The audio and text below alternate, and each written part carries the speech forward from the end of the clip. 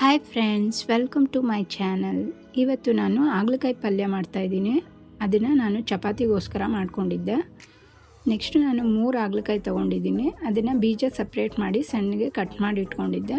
ಅದನ್ನು ಕುಕ್ಕರ್ಗೆ ಹಾಕಿ ನೀರು ಹಾಕಿ ಉಪ್ಪು ಆ್ಯಡ್ ಮಾಡಿ ನಾನು 2 ವಿಜಿಲ್ ಕೂಗಿಸ್ಕೊಳ್ತೀನಿ. ಅದು ಕೂಗೋ ಅಷ್ಟರಲ್ಲಿ ಬೇರೆ ಪ್ಯಾನ್ ತೊಗೊಂಡು ಎಣ್ಣೆ ಹಾಕ್ಕೊಂಡು ಸಾಸಿವೆ, ಜೀರಿಗೆ, ಕರಿಬೇವಿನ ಸೊಪ್ಪು, ಒಂದು ದೊಡ್ಡ ಈರುಳ್ಳಿ ತೊಗೊಂಡು ಸಣ್ಣಗೆ ಕಟ್ ಮಾಡಿ ಅದನ್ನು ಆ್ಯಡ್ ಮಾಡ್ಕೊಂಡಿದ್ದೀನಿ. ಆ ಈರುಳ್ಳಿನ ಚೆನ್ನಾಗಿ ಎಣ್ಣೆಲೆ ಫ್ರೈ ಮಾಡಬೇಕು. ಫ್ರೆಂಡ್ಸ್, ಹಾಗಲಕಾಯಿಯಿಂದ ತುಂಬ ಬೆನಿಫಿಟ್ಸ್ ಇದೆ. ಅದರಿಂದ ಏನೇನು ಲಾಭಗಳಿದೆ ಅನ್ನೋದನ್ನ ನಾನು ಫಸ್ಟಲ್ಲೇ ಮೆನ್ಷನ್ ಮಾಡಿದ್ದೀನಿ. ನೀವು ವಿಡಿಯೋ ಮುಂಚೆ ನೋಡ್ಬೋದು. ನೆಕ್ಸ್ಟು ಒಂದು ದೊಡ್ಡ ಟೊಮೆಟೊ ನಾನು ಸಣ್ಣಗೆ ಕಟ್ ಮಾಡಿ ಇಟ್ಕೊಂಡಿದ್ದೆ, ಅದನ್ನು ಆ್ಯಡ್ ಮಾಡ್ಕೊಂಡಿದ್ದೀನಿ. ಟೊಮೆಟೊನು ಚೆನ್ನಾಗಿ ಎಣ್ಣೆಯಲ್ಲಿ ಬೇಯೋ ಥರ ಫ್ರೈ ಮಾಡಬೇಕು.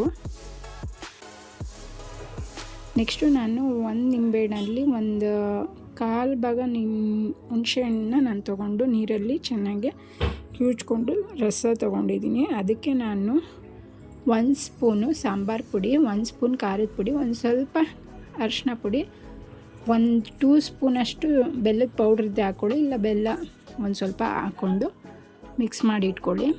ಅದನ್ನು ಸಪ್ರೇಟ್ ಎತ್ತಿಟ್ಕೊಳ್ಳಿ.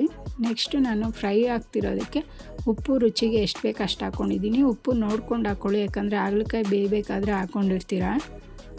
ನಾನು ಸ್ವಲ್ಪ ಈರುಳ್ಳಿಗೆ ಹಿಡೀಲಿ ಮಸಾಲೆಗೆಲ್ಲ ಅಂತ ಸ್ವಲ್ಪ ಉಪ್ಪು ಹಾಕ್ಕೊಂಡಿದ್ದೆ.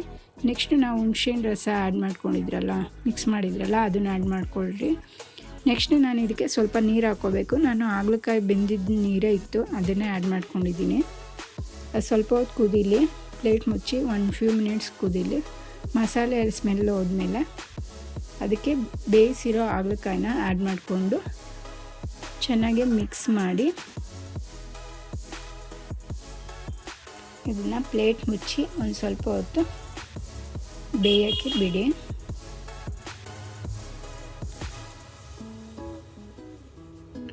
ಒಂದು ಫ್ಯೂ ಮಿನಿಟ್ಸ್ ಆದಮೇಲೆ ಪ್ಲೇಟ್ ತೆಗೆದು ಚೆನ್ನಾಗಿ ಒಂದು ರೌಂಡ್ ಮಿಕ್ಸ್ ಮಾಡ್ಕೊಳ್ಳಿ. ಹಾಗಲಕಾಯಿ ಪಲ್ಯ ರೆಡಿ ಇರುತ್ತೆ. ಇದನ್ನು ನಾನು ಚಪಾತಿಗೋಸ್ಕರ ಬ್ರೇಕ್ಫಾಸ್ಟ್ಗೆ ಮಾಡಿದ್ದೆ. ಫ್ರೆಂಡ್ಸ್, ಈ ವಿಡಿಯೋ ನಿಮಗೆ ಇಷ್ಟ ಆಗಿದೆ, ಪ್ಲೀಸ್ ಲೈಕ್ ಮಾಡಿ, ಕಮೆಂಟ್ ಮಾಡಿ, ಶೇರ್ ಮಾಡಿ, ಸಬ್ಸ್ಕ್ರೈಬ್ ಮಾಡಿ friends. Thank you for watching.